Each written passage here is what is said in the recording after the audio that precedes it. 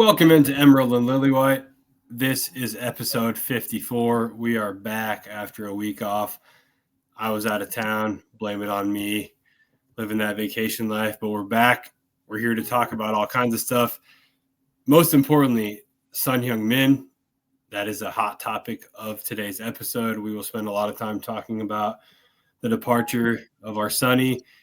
We will talk about the Newcastle friendly. We will talk about the Bayern friendly. Give a few injury updates, and then we're gonna just chat about the transfer window and everything that's still going on in the world of Tottenham Hotspur. With me, as always, my co-host Max at Going Limbs. Max, what's up, man? What's up? Yeah, definitely a super interesting time to be a Spurs fan this past week.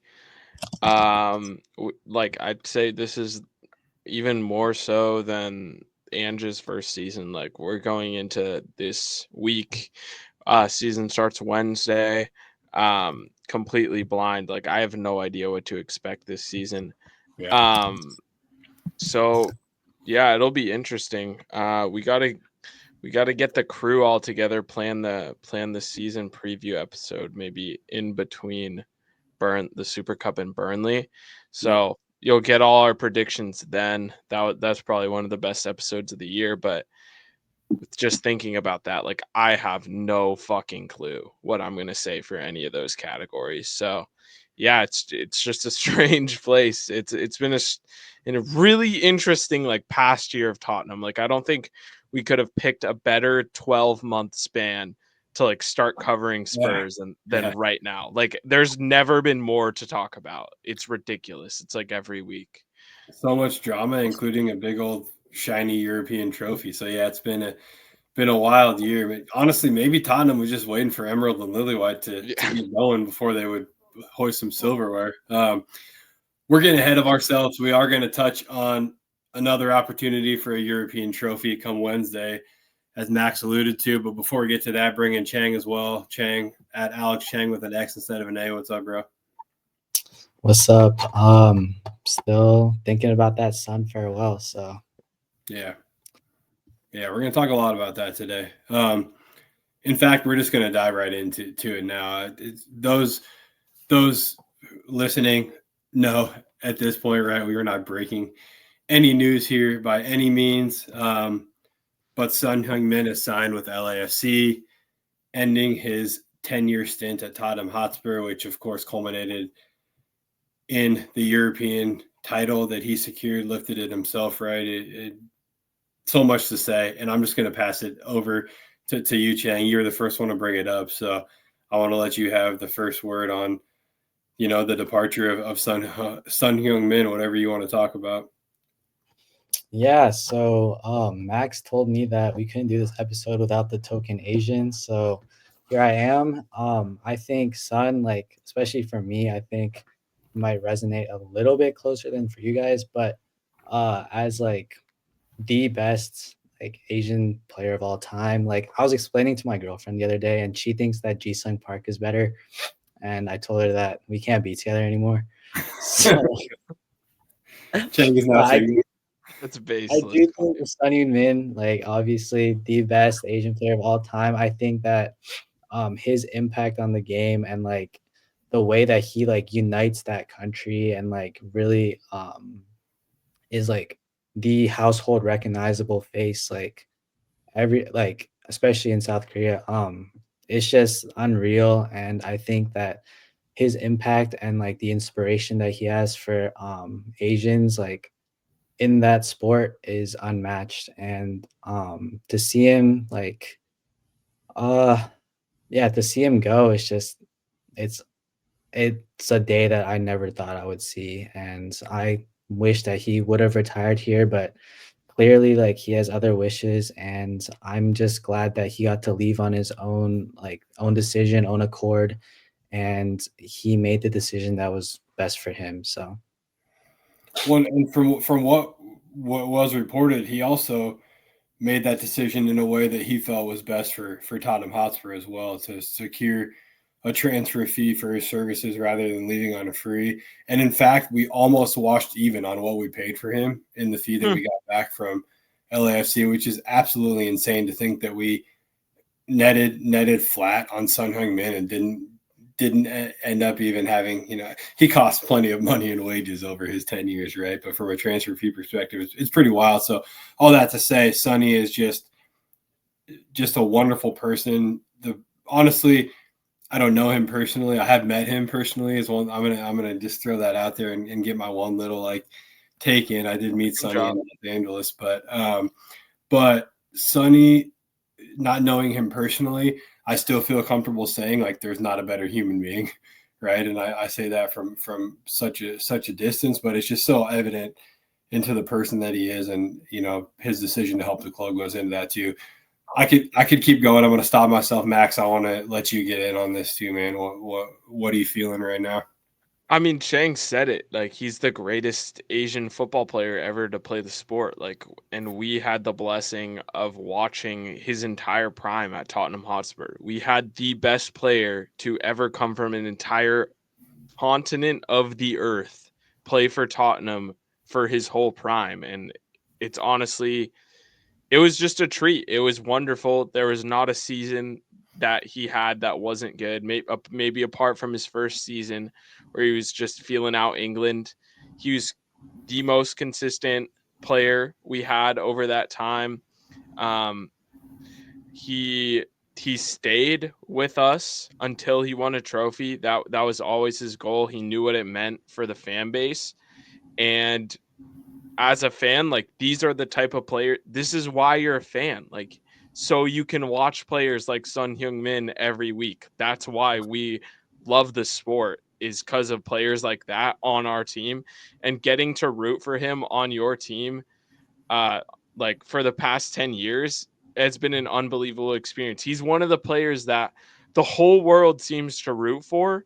And for us to be the ones that had that extra connection of him actually being on our club and scoring goals for us and being the face of Tottenham Hotspur alongside Harry Kane for a decade now, and culminating that in a trophy. I mean, you literally could not write a better career for a Tottenham player. He's the greatest Tottenham player in the modern era, as far as I'm concerned, and one of the greatest of all time to ever wear the shirt. So, it was a blessing that we got to see his career here. And I don't wish him all the best at LAFC, because fuck LAFC. But, I hope he does get some goals there. But maybe in some losses like he was doing for Spurs last year. But I mean, he's the first jersey I ever bought, Tottenham jersey I ever bought, had Son on the back. I have 3 Son jerseys. That's more than out of my 6 Tottenham jerseys. 50% of them have Heung-min Son on the back. That's just that. It's why some of us even were drawn to the club in the first place. A lot of our fan base are now lifelong Tottenham fans because of Heung-min Son. So you can't understate the impact that he's had on the club. And I feel like he's definitely one of the reasons that I'm doing this podcast right now, because of those teams with him and Dele and Kane.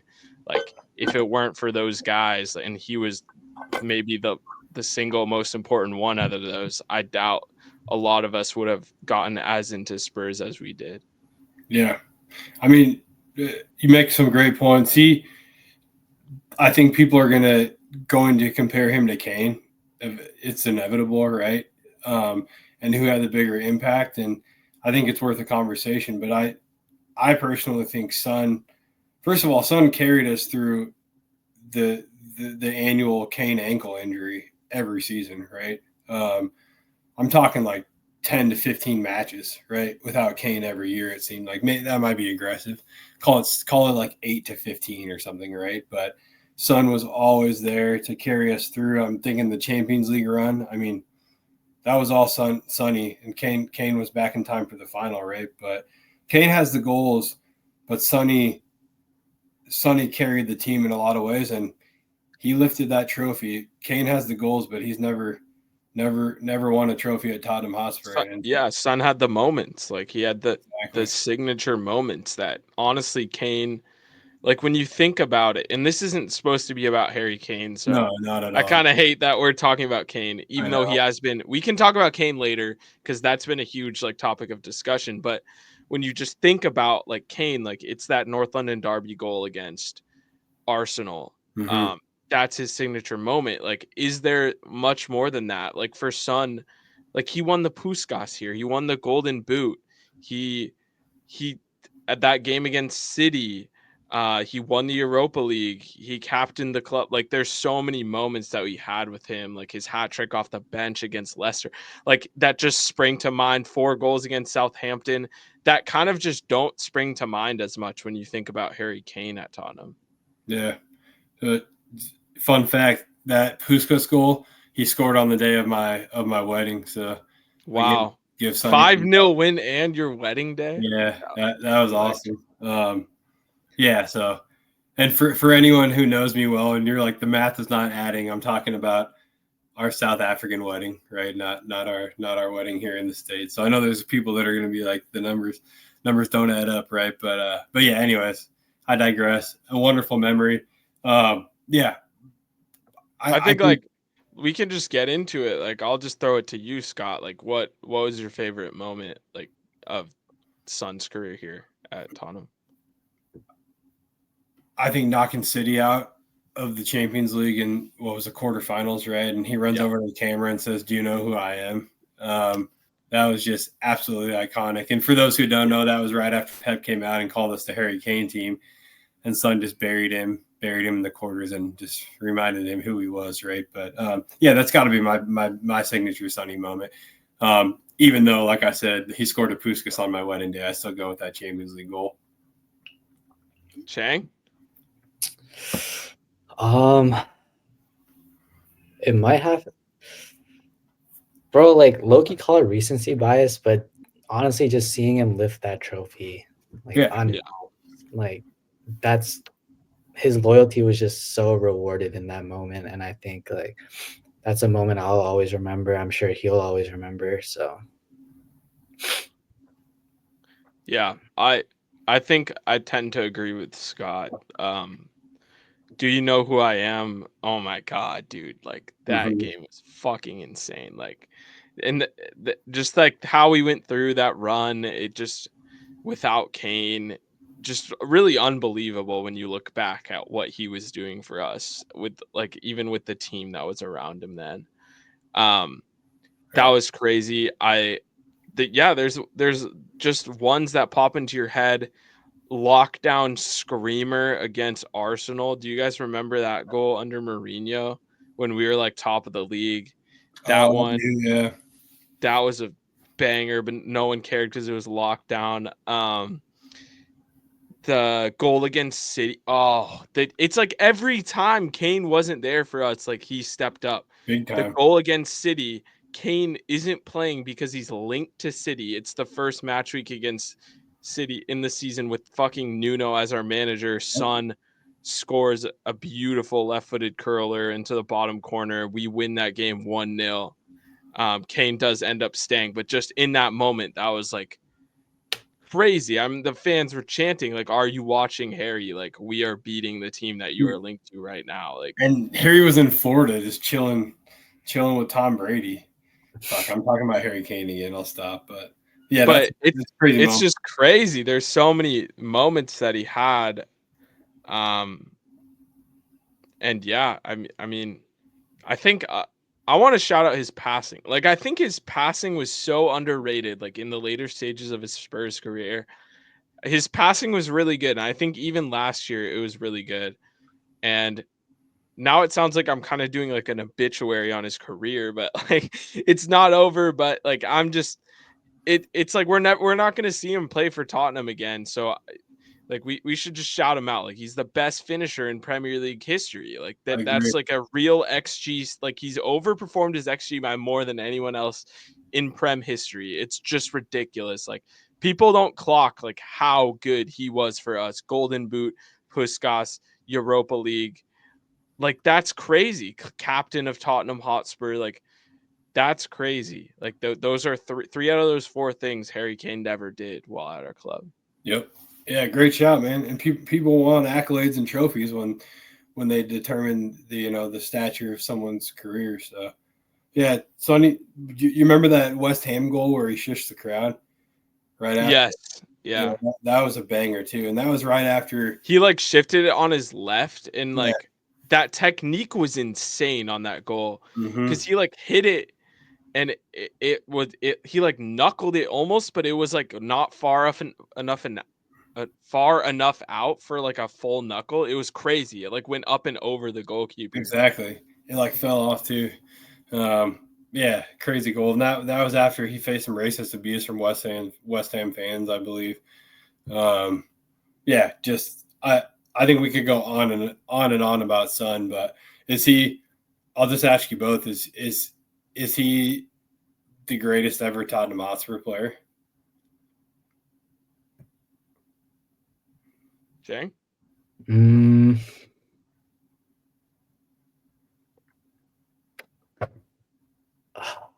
Dude, I'd say yeah. Fuck it. Yeah, I think I mean, go for it. Go in for it. terms of like marketability, like charisma, you think like even on-field impact, off-field impact, stuff like that. Like, bro, like nobody matches him, I think, in my opinion. So Max? Yeah, I think I don't know. Because like you think about like for me, I'm thinking about like Jimmy Greaves, Yeah. but like I'm fucking 21. Like, who am I to be talking about Jimmy Greaves on this podcast? I think he played like 40 years before I was born. So, I mean, to me, to our generation, I think he probably is like I'm comfortable saying like the best modern like Yeah. Premier League era Tottenham Hotspur player. I'm okay with saying he might not be the best because I think Kane was a better player, and I think most people agree with that. However, I think I feel comfortable saying he was the most important player ever to play for Spurs. He was just the impact that he had, like Chang said, on and off the field.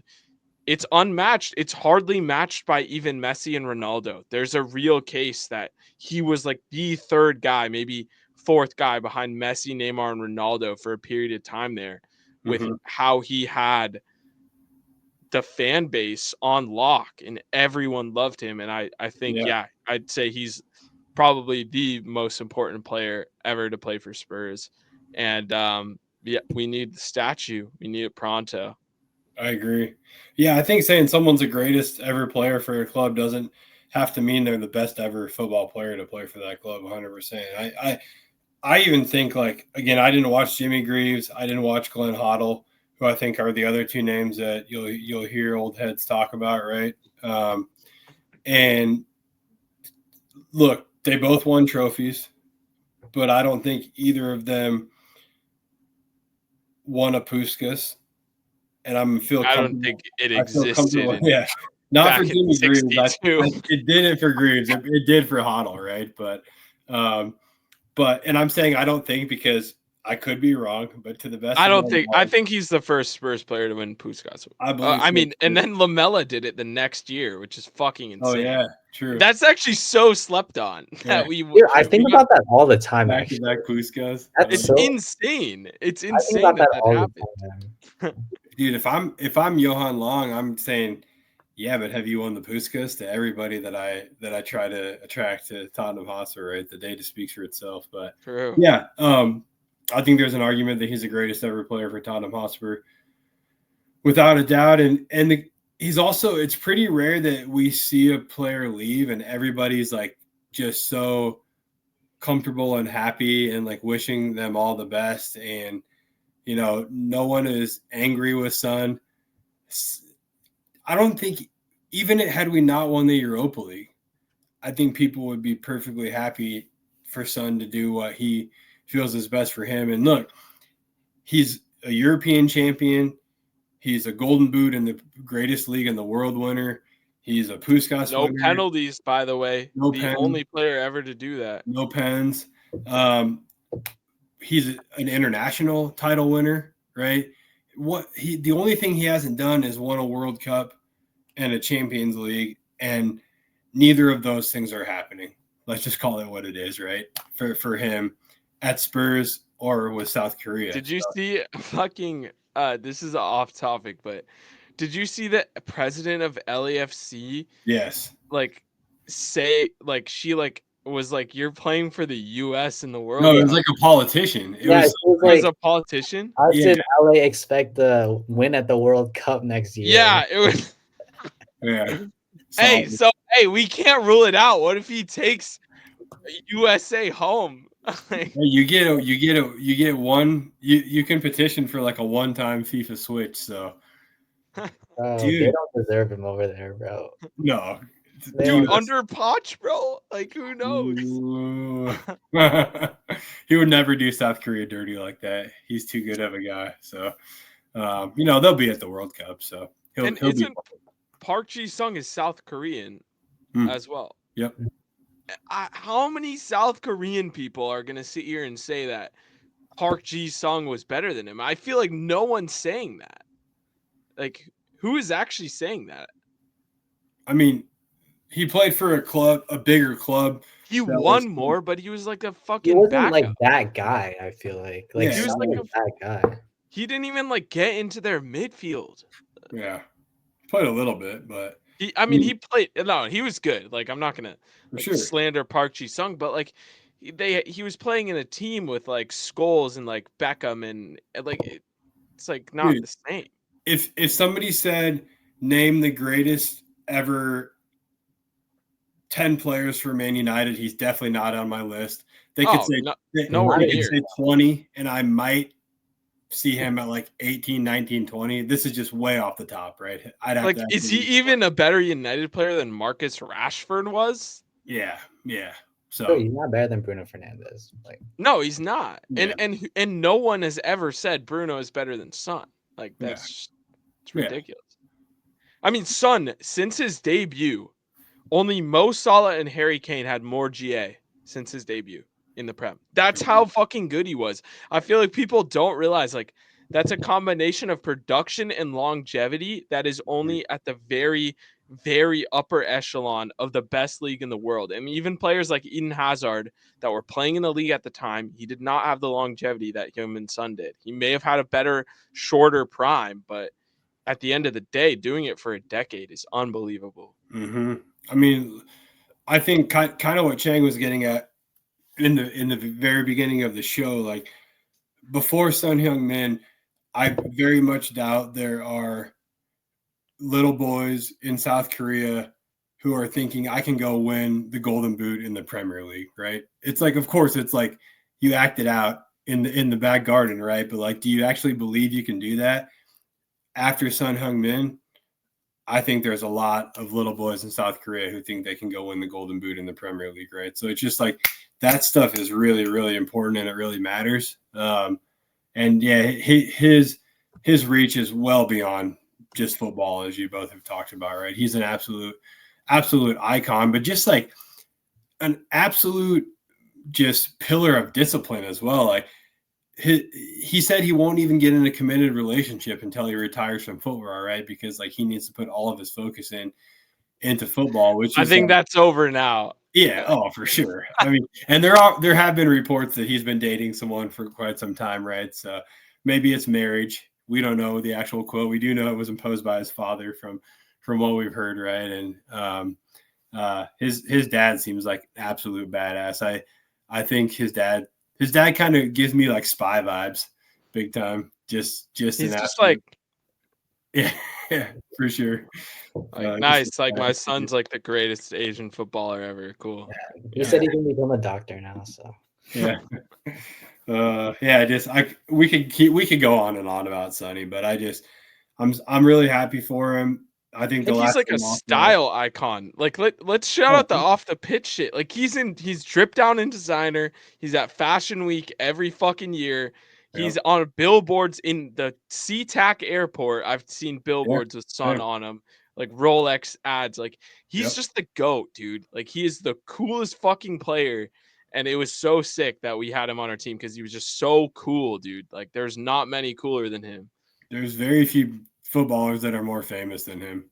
Like you said, maybe Messi and Ronaldo, right? Not maybe, they are, but you know, the list is very, very short. And also just he's getting to do what he wants to do, and that's so important here. And honestly, like I listed off everything he's won, right? International, everything. He has a lot of accolades. Just go fucking vibe out in LA for a couple of years. Like, just enjoy football. Quit putting your body through the gruel of the Premier League. You know, it's been reported that he still has a kind of a niggling foot injury that you know he's been pushing through for quite some time. So yeah, dude, just go chill in MLS. Really happy for him. I wonder you know when he's gonna debut it?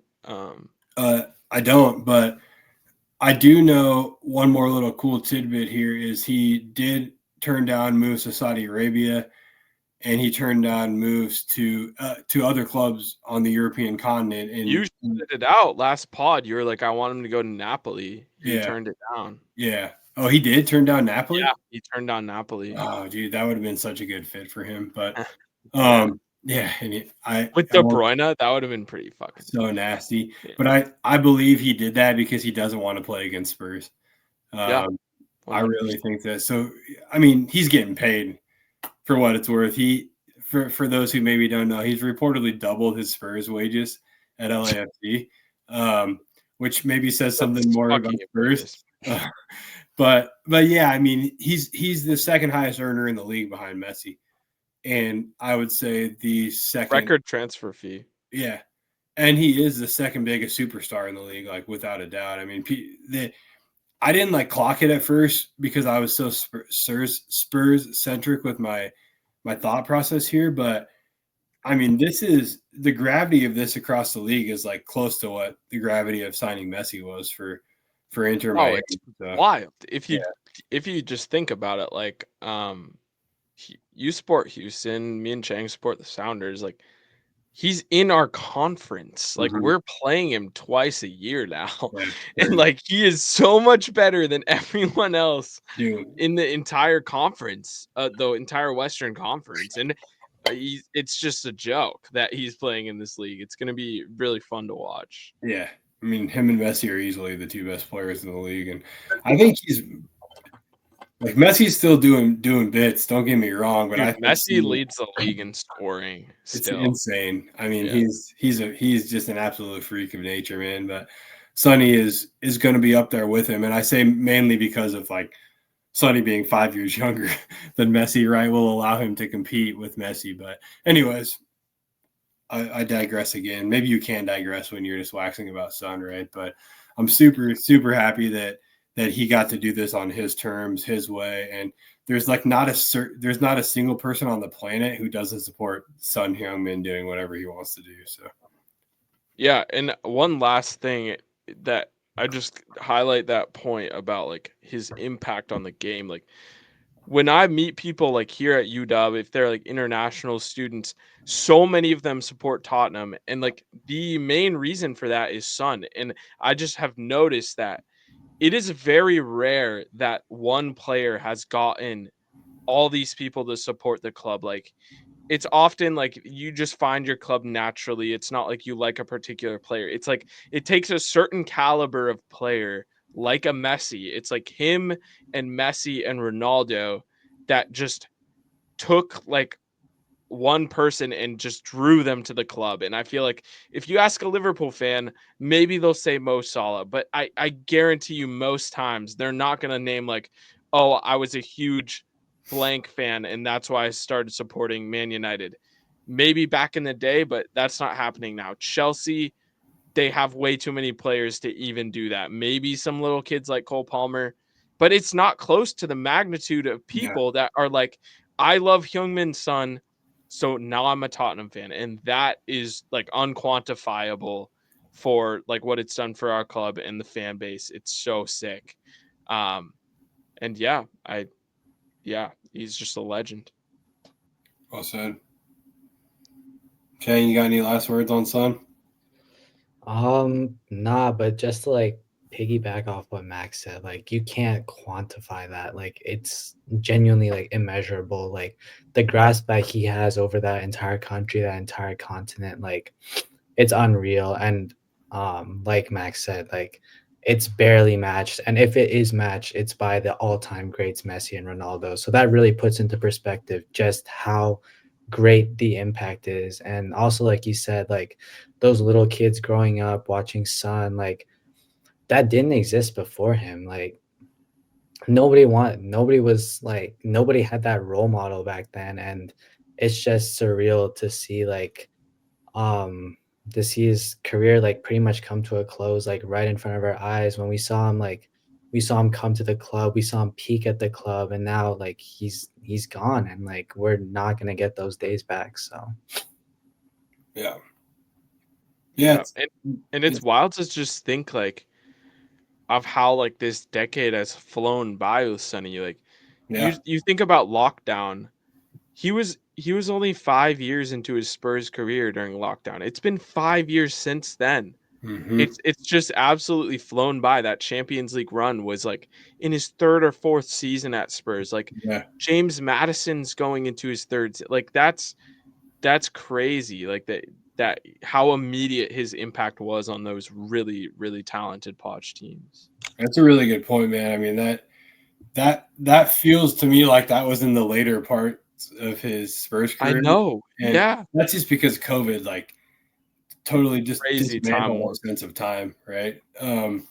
But yeah, I mean, I think it's really well said. It was only his second or third season, and third season, but if you look at like I look at Desk, Dele Erickson, Son, and Kane, right? That was the acronym that we used for that front four, and obviously they all played their roles, but Sonny was just he was like I feel like he was like the cog that made that whole foursome move, you know? And he afforded Kane opportunities to score more goals because if you don't have the presence of Son Heung-min as a defender, you can give a little more attention to Harry Kane, right? And he gave Eriksson room to operate in, and Dele the ability to make those late runs because he was attracting attention from defenders, right, on whichever side he was playing from. So his work off the ball was as important as his work on the ball the entire time he played for Spurs. Always tracked back.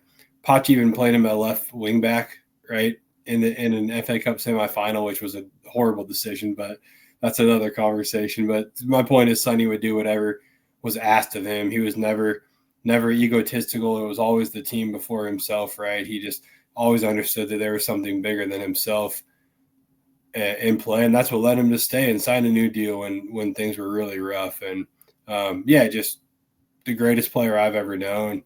We talked about greatest. Is he your favorite Spurs player ever? Probably. Like there's guys that like Moussa Dembele is probably my favorite Spurs player, but Sonny is the one that I'll always have the greatest like attachment to, you know? Like when Dembele left, I was like, all right, whatever, bro. Like best of luck and whatever comes next for you, right? Best of luck in Belgium, Unc. Like you haven't been healthy in 2 years. Actually, I believe he went to China for like. Oh yeah. The worst part is we sold him to China for like $5 million, I believe, in the Champions League run, in the middle of the Champions League run.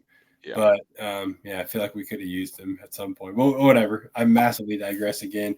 But yeah, Sonny is for sure the player that I have the closest attachment to,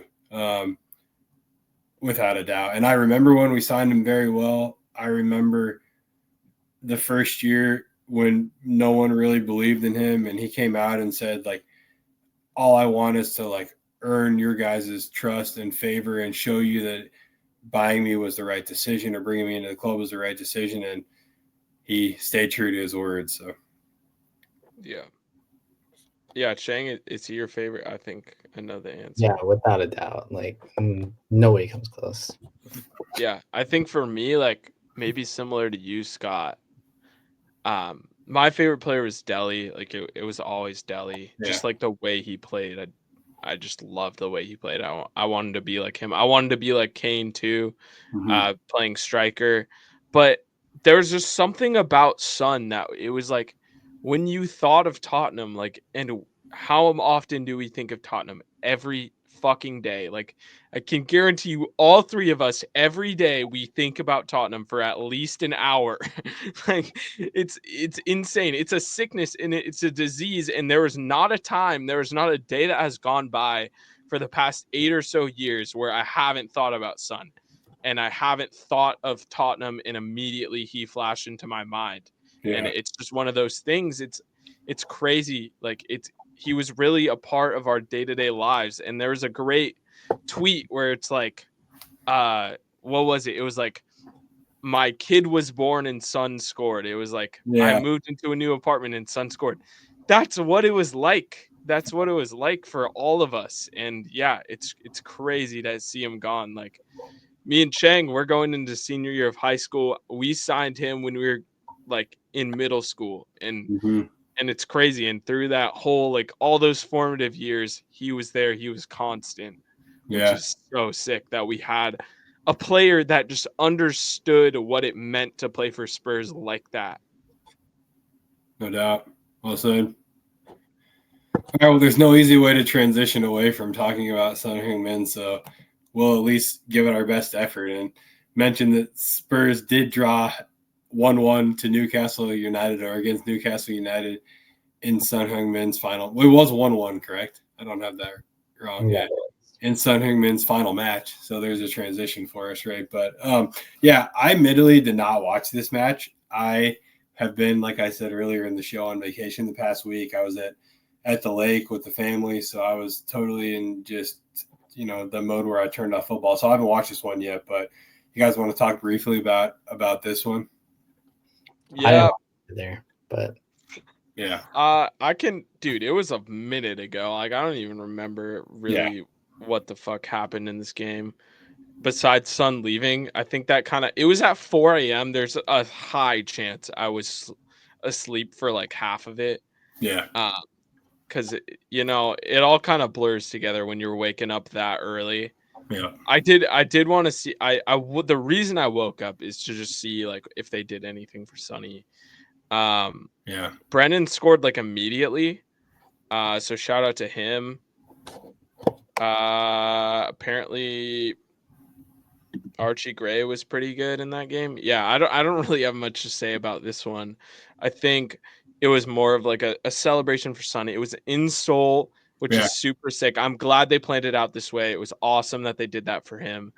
I'm sure it was completely sold out. It was just like a joyful celebration of his career in his home country, which is so sick.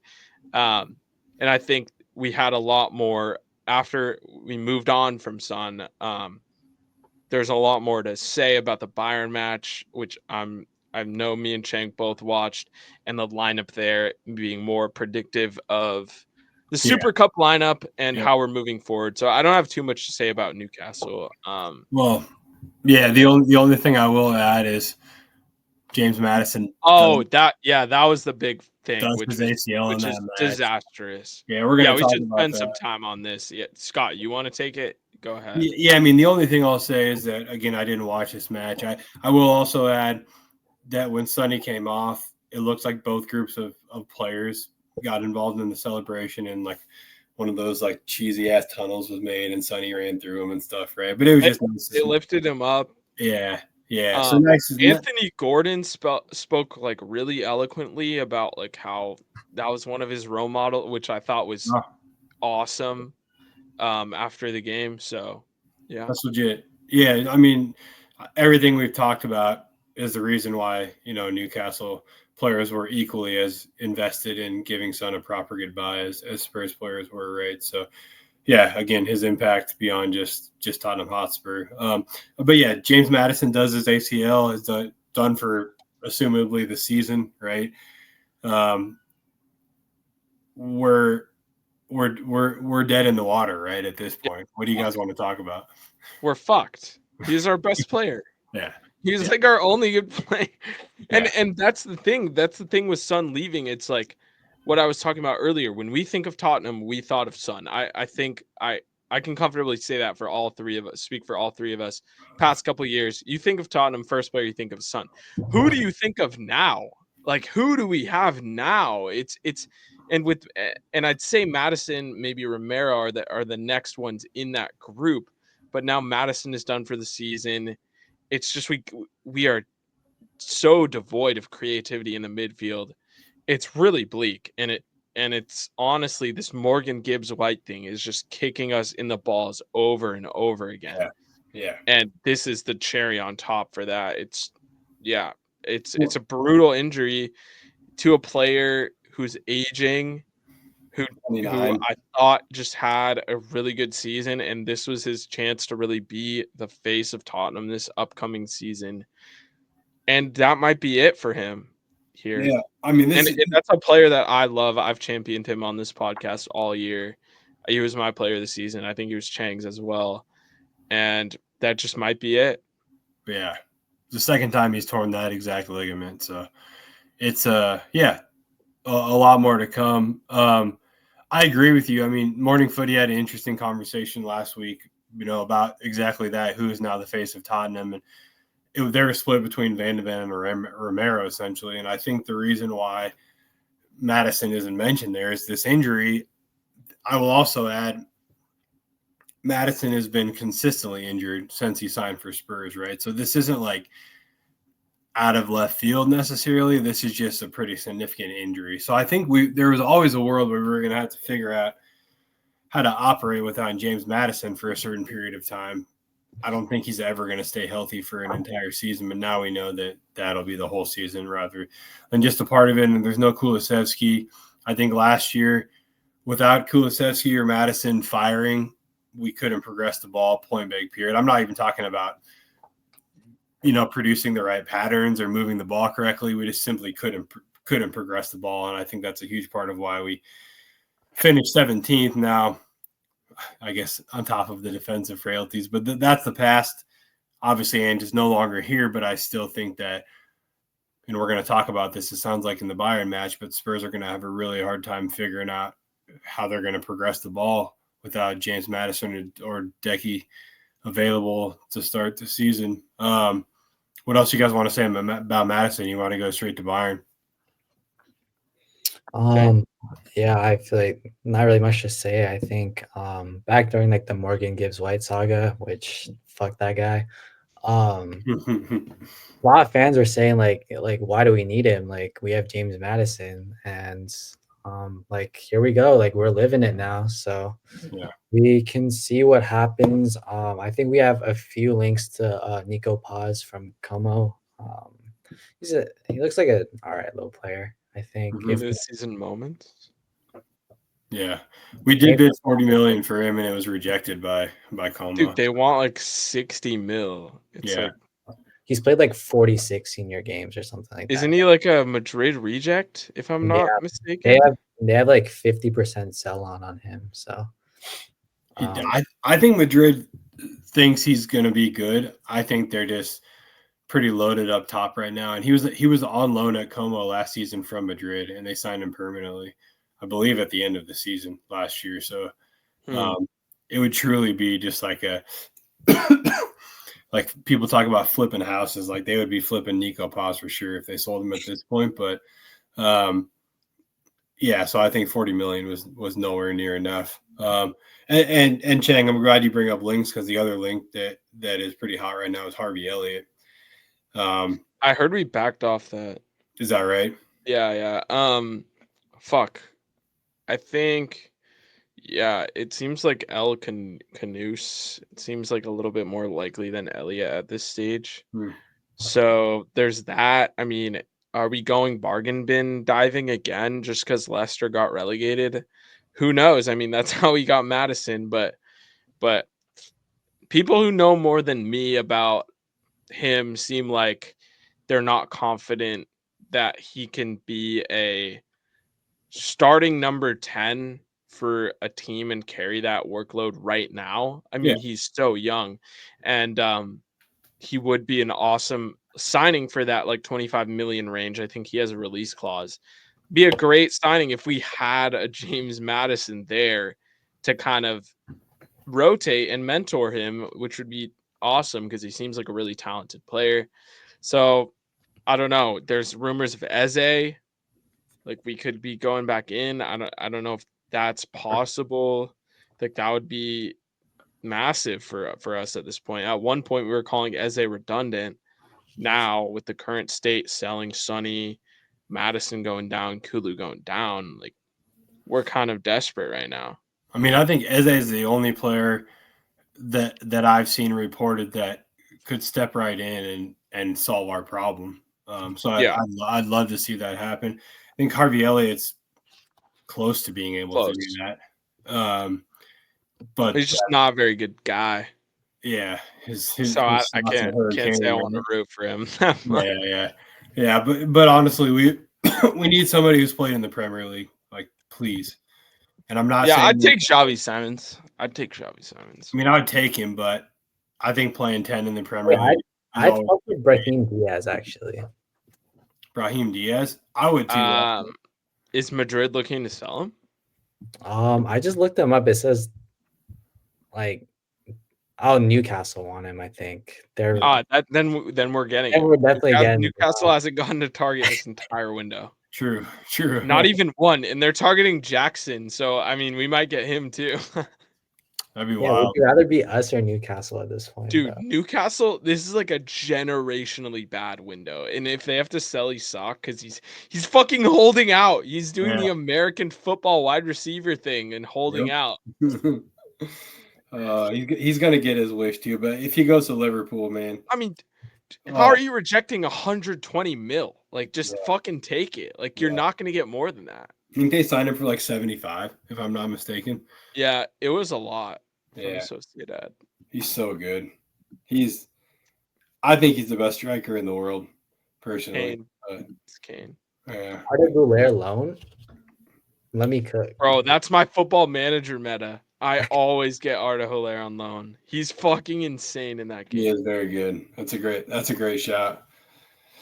There's no way he's like starting for Madrid. Yeah, he's gonna play a lot for them this year, for sure. But it looks like they are gonna play a front two. But he was using Arda Güler in a like off the right. Yeah. A little bit off the right. Yeah, in the Club World Cup at least. Yeah, exactly. So it's gonna be interesting. But yeah, I mean, I would like anyone for Madrid personally. Yeah. I mean, I'd take Bellingham. I don't know about y'all if that's a hot take. Come play the 10 for us. Yeah, Brian Gill already, bro. I mean, if you need like a break, I guess. Watch Brian Hill starts at the 10 in the Super Cup. Is that I mean, fucking hell, like, hear me out. Are we gonna do this Odebear thing? Because like Odebear played the 10 for periods of time last year. Yeah. And like if we want to win games, dude, like we have to score goals. And I feel like not against PSG, like please God no, but like against that in that opening game against Burnley, little Odebear revenge game. Who says no to that? Yeah, fair. All right. Well, let's talk about Bayern. I also did not watch this match, right? So I can't carry a ton of weight here, but I know both of you did. Max, I'll kick it over to you, man. I'll start by saying it looks like Spurs Twitter is in full meltdown at this point in time over this match, right? And it was fucked, dude. Yeah. So tell me why people are panicking. I'm curious. All right. So I'll just start with the lineup. So this is our fucking strongest team. I think like Thomas Frank thought this was our strongest team. Vicario, Van de Ven Romero, Spence, Porro, double pivot, Bentancur and Paulinho. Mm-hmm. Sarr in front of them, Kudus on the right and Johnson on the left, and then Richarlison up top. Bayern went with a strong 11 as well. I think close to their best 11. Neuer, Upamecano, and Ta, Stanisic, and Leimer as fullbacks. Double pivot, Kimmich and Goretzka. Elise at the 10. Luis Diaz debut. And Heung-min on the other flank with Kane up top. Mm-hmm. I thought, let's just start it off. We lost 4-0. we hardly had a chance until Bayern put their academy on. Bayern had 26 shots to our 6. They had 7 big chances and 7 big chances missed. So every big chance they had, they missed, and they still won 4-0. Yeah. Crazy. We had 1 big chance in the game. It came off a Richarlison header. Ball from Pedro Porro was decent. But we just looked atrocious. We couldn't create anything. Their U20s scored 2 goals on us. They did a 10-player switch with 6 of those players being under 20 years old, and 2 of them scored against us, against our fucking first team. Like, actually, only Gray, Bergvall, and Odebear, and I guess Tell, but like, these are all first team players. Like, they were playing players that never appeared for Bayern before that are scoring on us. And it was a joke. And I thought Chang, I thought you spoke well about like the SAR thing in the group chat. I thought that was really insightful. So I'll pass it to Chang. Like, what did you see out there? Like, it for me, like, we had nothing. Like, Kudus, I thought looked like he belonged. Bergvall, I thought looked like he belonged. Other than those 2 players, I thought Romero was fucking horrible. I thought Porro was all right. Honestly, like, I thought Ben Davies passed it pretty well when he was on. Other than that, like, I have like little to no positives to take. Yeah, so just to reiterate like what I said earlier, like when we don't have like a out and out 10 like a Kulusevski Madison, we chuck Sar in that role and we kind of just hope to press high and win the ball high so that we don't really have to create and bring the ball up the pitch as much because we're just getting the ball higher. And like obviously Sar, like great presser, covers a lot of ground. So out of possession, he kind of like presses the back line like in a 2 alongside the striker. And it was kind of like in the Europa League kind of final where we just like didn't have that creative outlet. So then we kind of just opted to press a little higher. But going off what Max said, like it was just not a good performance at all. Polina, like horrible debut, like genuinely one of the worst I've ever seen. Gives a pen away. Every Like, touch is a duel. Huh? Every touch is a duel. Bro, he was playing like the ball was a bomb, bro. Like he was just like boomed that shit out, like couldn't connect a pass to save his life. Like honestly, like a debut to forget, hooked at halftime. Like that's how you know it's bad. He got fucking hooked. He was the only sub from either team at halftime. It was our new signing, João Palhinha from guess who? Bayern Munich, because we're the only fucking club we can buy from, apparently. Yeah, so like he had a horrible debut. Romero was just flying everywhere. Like Dude, he was trying to kill. Dude, it was honestly comedic at one point. Like him and I think Conrad Leimer went in for a slide tackle. He just like super late just slides into him while he's already he slid into him while he was laying on the ground. He didn't even have the ball anymore. Oh gosh, that's such a Romero thing. He was on a yellow. He was on fucking yellow when it happened. He should have had like 5 yellow. Dude, he was trying to kill Kane. I don't know what happened between those two. There was multiple instances where Kane shot it. Ramirez clattered him. Dude, and Romero, he knows he can't get sent off. It's a friendly. No one's sending him off. It was insane. Dude, he's got a bone to pick with Kane walking away from this team, man. Yeah, like he wasn't fucking twerking for Madrid for a calendar year. Oh shit. Yeah, sounds like I'm glad I didn't watch this one, but yeah, I mean sublime goals by Bayern. Oh, they scored bangers. Like it was crazy. Their Bayern's ball good. striking was insane. I low-key think they're gonna make a Champions League run this year. I really do. I think they're a really good side. But yeah, I think what you say about Sar is really solid. I agree. That's exactly what we did in the Europa League final, and it's an okay option if you don't have a functional 10, right? But good teams like Bayern are going to carve right through the high press. I fear what happened against PSG, right? If we don't like sign Eze tomorrow. I mean, Kane also missed a pen in the game. He slipped on his yeah. pen. It's the first one he's missed since the one for England against France. So yeah, I mean, it could have easily been like 8-0.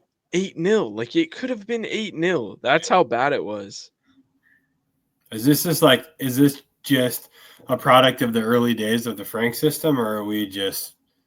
I think I don't know. I feel like it might be a combination of that with the fact that our players maybe aren't good enough and that we had no outlet. Like Yeah. it felt like we were it was like we were getting suffocated. Mm-hmm. And Pauline, like Bentancur was like looking pretty good. Like he was like the one guy that could try and like get it out to our wings, get it out to Kudus. Maybe he can make something happen.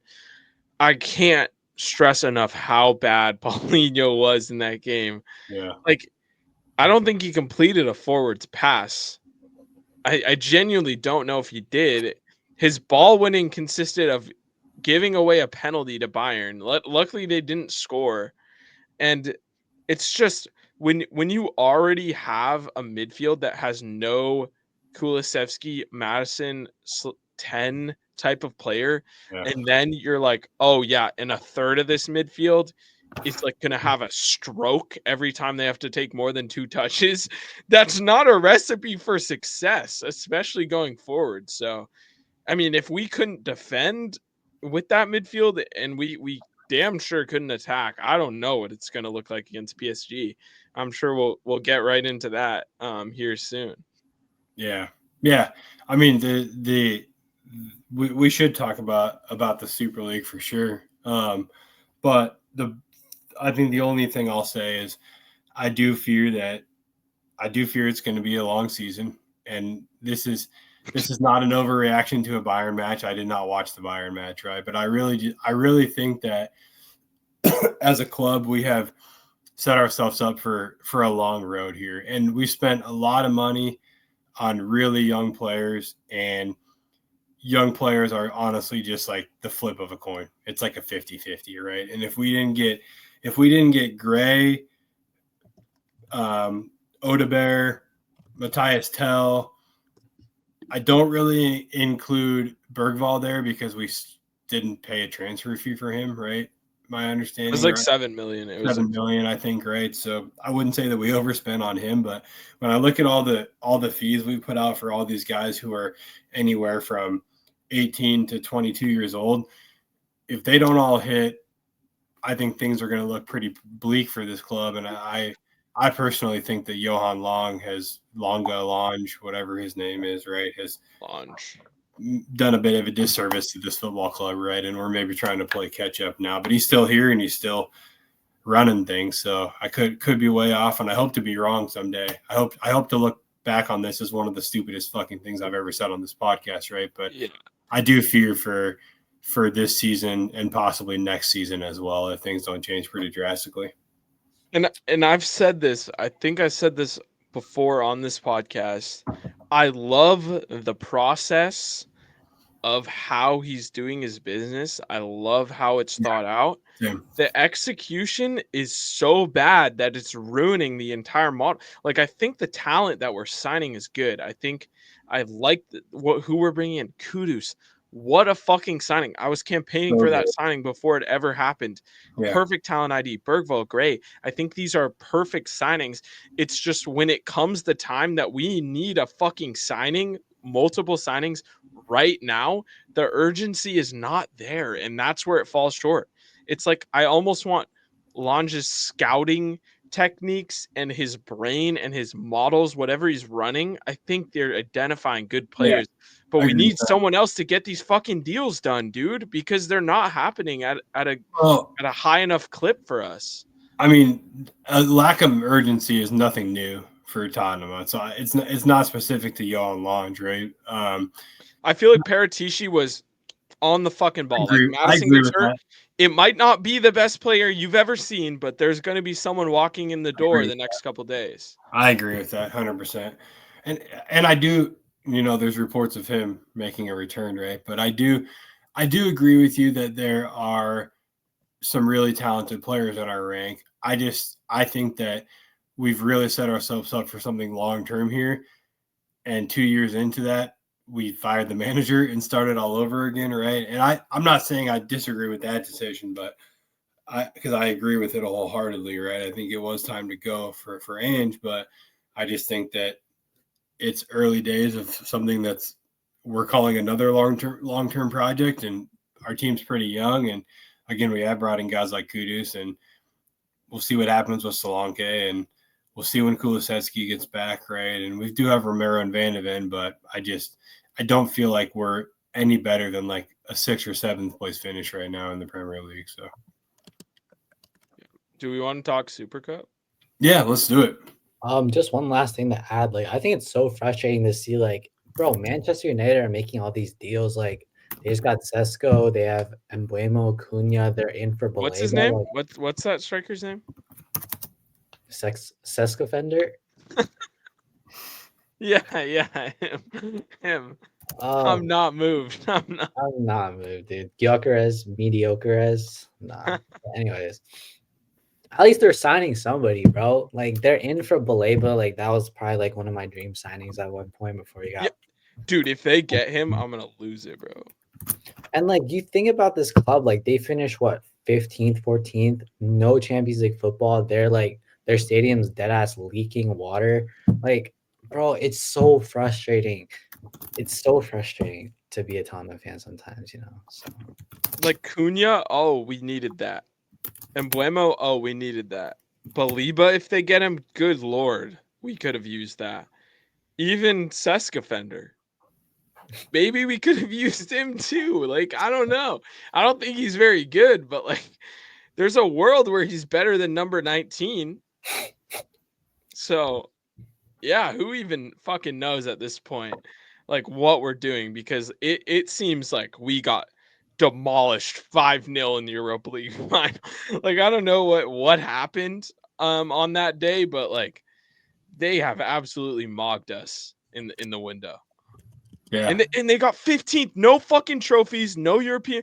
Like, what is going on? It's just the draw of being part of a project at Man United. I mean, that badge carries so much weight. But yeah, I mean, Cunha and Embuemo, Sesko, they're looking like they're putting together a decent little team. They've got Lenny Yoro at the back. They've got Mateus de Ligt at the back. Lenda Euro? Lend me a euro. Yeah, we'll see. I think that they, on paper, could be a better side than us. So time will tell. But yeah, Spurs take on PSG Wednesday, August 13th in Udine, Italy, the hometown of one Guglielmo Vicario, for what it's worth. Destiny? I think he played there. I don't know. He's not from there. I know he played there. I don't know if he's from there, but I know he played for there. But Vicario was born there, as you said. Destiny played there for a couple seasons and did really well there. So it'll be nice for both of them to get back to Udine. But yeah, UEFA Super Cup is up for grabs. I think there's a small population of people who see this as just some glorified preseason match. It is not that. This is a European trophy that's up for grabs. It terrifies me that it's Thomas Frank's first competitive match against easily the best team in the world, in my opinion. It's going to be a doozy, but yeah, do either of you think that anything good can come from this? Nope. Maybe a Paulinho loan termination before the window ends. Is that a possibility here? Can you loan? Can you like reloan someone? Like yeah. The loan? So Paulinho, you like Marco Silva, right? Oh, okay, nice. Yeah. Tottenham Hotspur have subleased their loan of Paulinho to Fulham.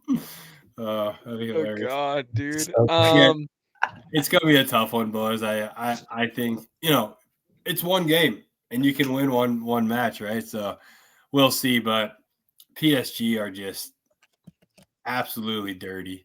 They are so good, and we are not so good. So we'll see. It's gonna be a tough one, but it happens on Wednesday, August 13th. We do know that 2 p.m.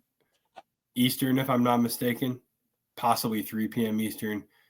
Don't hold me to that. Actually, I think it's 3 p.m. Eastern, 2 p.m.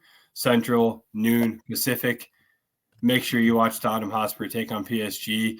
Lineups, do you guys expect anything different from what we saw against Bayern? Max, it sounds like you maybe hope to see something different in the midfield. But I mean, dude, if you want me to keep it a buck, like I don't know if you guys have more information on Destiny Udogi, because I don't know, but it seems like that might be what we're getting. Like I think Bentancur, lock him in. Bergvall, like not starting Bergvall would be a big miss for me, but I don't feel confident that he's going to start because of like the preseason Stars had. I mean, I would go Bentancur, Sar, and Bergvall. Yeah. Seems like we have this infatuation with Paulinho that we want him to play. I think Kudus is nailed on. Yeah. I think Richarlison is going to start. Yep. Due to injury, maybe due to ability. And then on the left, I think it's a really interesting case. I think Tell, Johnson, and Odebear are all aiming for that spot on the left. Johnson started against Bayern.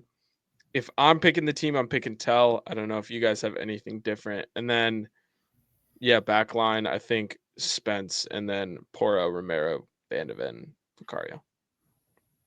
Yeah, my thoughts on the left are we're gonna have a lot of space to operate. Hakimi's gonna be really far forward in this match, right, at all times. So I like just Johnson. Hearing that name Hakimi just sent a shiver down my spine. Like we're gonna get fucked. Easily the best right back in the world. Spence is in for a tough afternoon because it's gonna be most likely Ousmane Dembele or Due probably, right? Due, one of those. Yeah. Ousmane Dembele probably in the middle. I Yeah. guess, right, with Krava on the left, but it'll be Desiree Due and Hakimi running all over Jed Spence. So wish you all the best, my boy. It's gonna be a tough one. Dude, what Vitinha, Neves, and Fabian Ruiz are about to do to our fuck ass midfield should be like illegal in like 90 countries. It is going to be embarrassing. Dude, when they do the fucking kick it into our like out of bounds in our own half, we're never coming out. That's it. That's it. We're never coming out of our own half. Honestly, that midfield is so. When I say that team's so dirty, like that midfield is just. It's the way that they all move as one. Like they're so cohesive. They all can shift and rotate so well. Any of the three of them can play 6, 8, or 10 at any given time. It's kind of like the Barca thing. Like exactly. Iniesta, Busquets, and Jot. Like it's just they're so locked in together, and then we're trotting out like fucking Paulinho and Sar, and I'm sorry, it's gonna be a tough one. It just feels so avoidable. That's the frustrating part, I think, for all of us is how avoidable is it to just sign players that make our team better? I don't know. It's just crazy. Well, time will tell. The only thing that we know will happen is that the game will happen. Predictions? Oh. 3-1. 5-1? Yeah. Dude, I'm going 4-0. I don't see how we score a goal. Yeah. I think Brennan scores like in the 88th to cut the lead to 2 goals, and then he like runs to the net and grabs the ball. Chris Paul hits a deep 3 to cut the lead to 60. Oh, that's a great shot. Well, at least we're laughing, boys. Could be worse. Yeah, dude, this has been a hilarious segment right here. So I mean, if you don't laugh, you'll cry, right? Yeah, exactly. We're gonna post this episode by saying, the three of them talk about how badly Spurs will lose to PSG. So if anyone wants to get reverse jinx. All right. Well, unless you guys I have one last loans. We have done bits loaning. Like, we have done so well loaning. So shout out to whoever's in charge of that. They're clearly not Johan Lange. I would be shocked because we've been so efficient with these loans. Mikey Moore to Rangers, we talked about that in depth last episode. Dorrington, he's been at Aberdeen. Donley's to Stoke, joining Ashley Phillips, who played there last year. That's an interesting loan for Jamie Donley. No option to buy there, so that's exciting. That's championship. Maybe they can compete for the playoffs. Will Lancashire, Oxford United. I think they're up in the championship this year again. Yep. So that's another championship loan. Hopefully it goes better than West Brom. Alfie Devine, Preston North End with an option to buy. Yeah. So it might be over. I mean, if he performs, championship could be over. Alfie Devine, which is kind of crazy. Never really got a shot here. Probably not good enough, but like he was a highly touted prospect back in the day. Sure. Yang to Portsmouth, so he's getting more familiar with the English Football League system, playing in the championship again. To Mola Ajayi to Doncaster Rovers. He bagged last year, if you guys remember, against Elfsborg. Yep. And he's already bagged a couple in preseason for Doncaster in League 2. Yep. George Abbott to Wickham, their League 1, higher tier League 1 team. I would have liked to see him in the championship, but he was so good in League 2 for Notts County. He's got that step up. Hopefully Wickham's pushing for championship. Tyrese Hall gets the nod to Notts County. So shout out to Tyrese Hall. He's filling that George Abbott spot, which is pretty sick. I think he's beyond good for League 2. I think he's a League 1 caliber player. And then Alejo Veliz, I hope is having a good time wherever the fuck he is, because he's never playing here again. So yeah, cheers. And it's a lot of English loans, which I like, I like a lot. So it's going to be easier to watch, easier to follow for us. Solid. A lot of championship football, a lot of fucking Spurs players this year, which is really exciting. Yep.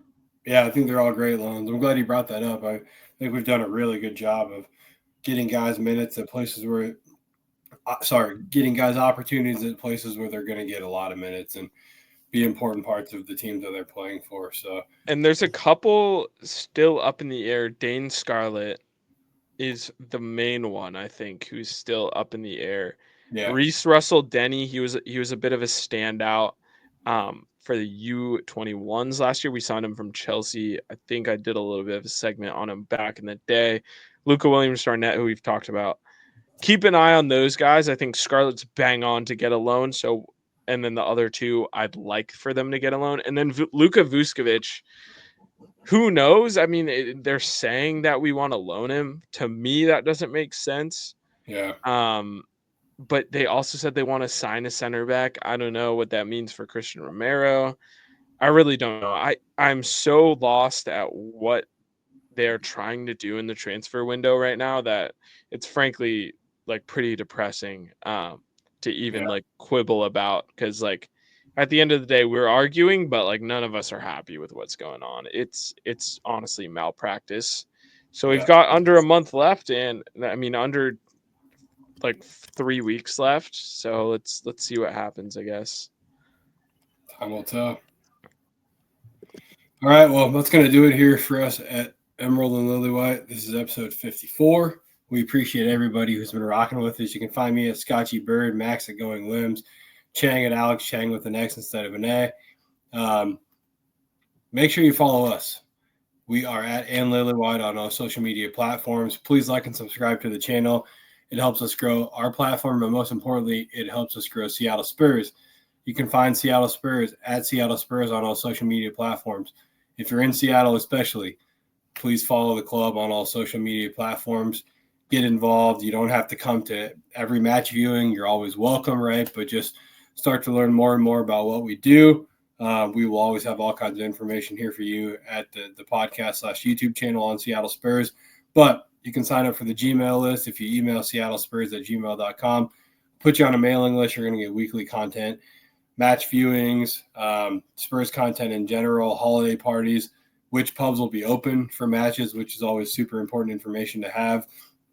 We have 3 homes. You can find us at the Wits End in Finney Ridge. You can find us at Cascades in Puyallup. And when Cascades in Puyallup is not able to open, you can find us at Rainier Growlers down there on the south side of the Sound. Get down to the pubs, meet some Spurs fans, tip your bartender as well. And as always, come on, you Spurs. Come on, you Spurs. And shout out Sun. We did 40 minutes on Sun. It made us forget about the current state of the team. So one last shout out to the GOAT. We love you, son.